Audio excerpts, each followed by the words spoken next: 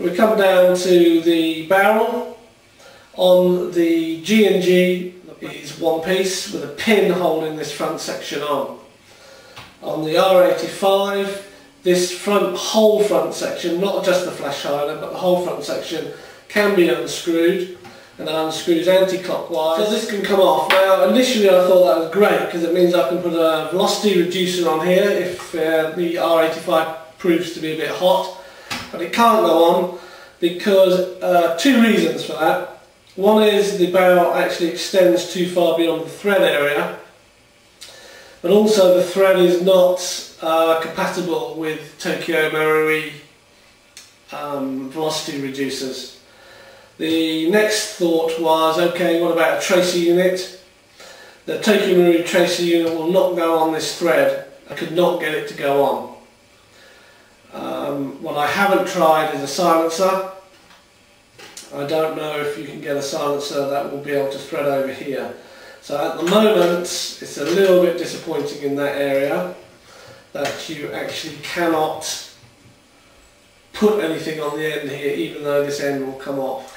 So we'll stay at this end and we'll come back this way. Here you have your sling loop. So here is the sling loop. It has a little notch at the top to hold it in place, and the bolt bolts it through the other side and holds this in place here, and you can run your sling through it. Forward iron sights, exactly the same as the iron sights on the G&G. You can alter them by pushing a pin down and turning this wheel here. They can also be removed. There is a screw on the opposite side to the side I'm showing you. There is a screw here. You can undo the screw and these will slide off the mounting block. The upper handguard cover can hinge. The hinges are on the right hand side, so on the left hand side that I'm showing you, it has a little catch here, and you just lift it up and the whole lot hinges. That gives you a fake gas recoil spring here on the top. Again, it's identical to the G&G. One word about the top handguard that is hinged. There's a hinge here and there is a hinge here. The hinges are riveted in place. I don't know if you can see that. There's a rivet there. And it is what I call the hollow rivets, where just the outer edges of the rivets are riveted together. So you can actually push a pin or a cocktail stick through the hole of the rivet. Now on the G&G they are screws. It shouldn't take any stress, it's just holding the metal loop together for the hinging system.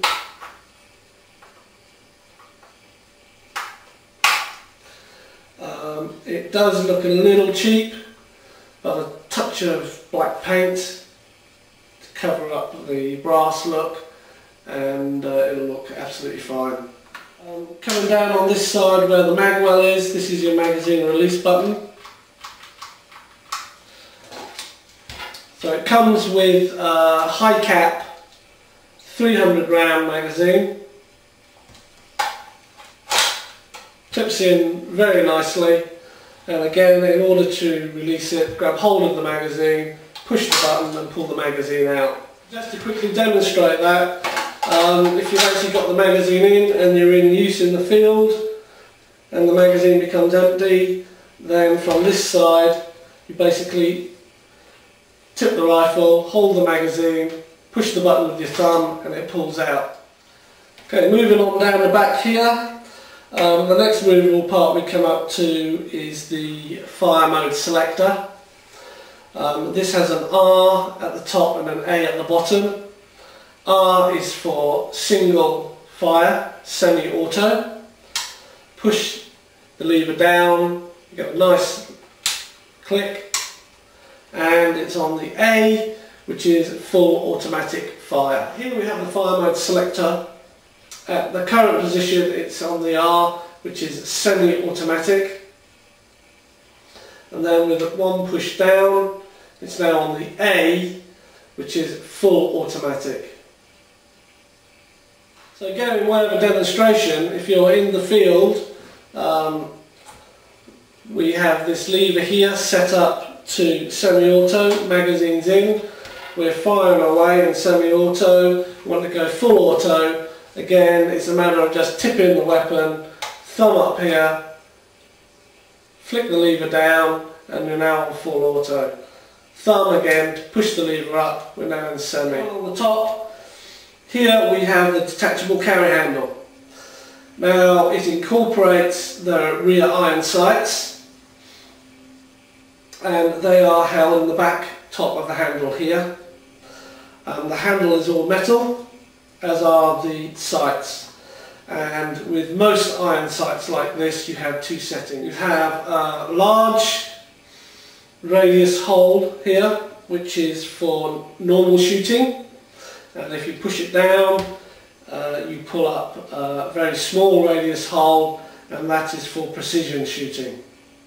Now, the way this carry handle attaches and detaches is by two screws on the side and one screw in the centre. Now, in order to get at the screw in the centre, there are holes in the top of the carry handle, so you can put a screwdriver down here.